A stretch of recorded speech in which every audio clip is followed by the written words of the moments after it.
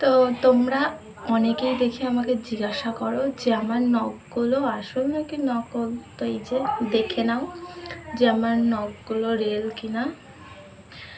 তো extension nail হলে পরে কিন্তু বোঝা যায়। তো যাই হোক, আমি এই যে তোমাদের মানে হাতের নখগুলোর অবস্থা খারাপ, অনেকদিন নেল পলিশ পরা হয়নি। তো তোমরা অনেকেই জিজ্ঞাসা করো যে নখগুলো আসল কিনা। তো সেই কারণে ভাবলাম যে তাহলে তোমাদেরকে দেখাই যে আমার নেলটা আসল না নকল। তো ভাবলাম যে তাহলে অনেকদিন নেল পলিশ পরা হয়নি, একটু নেল পলিশ পরে নিই।